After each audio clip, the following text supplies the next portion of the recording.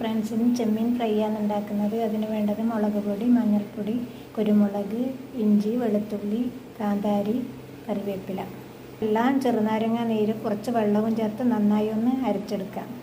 1/4 kilo ചെമ്മീൻ ഇവിടെ കഴുകി വൃത്തിയാക്കി ഉപ്പ് പിടിപ്പിച്ച് വെച്ചതാണ് നേരത്തെ.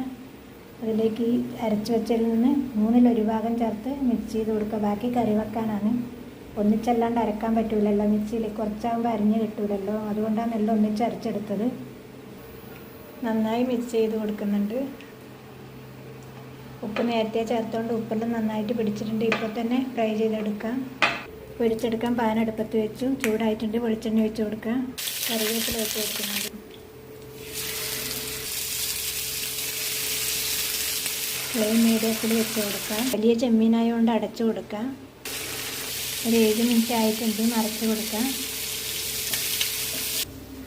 നമ്മുടെ ചെമ്മീൻ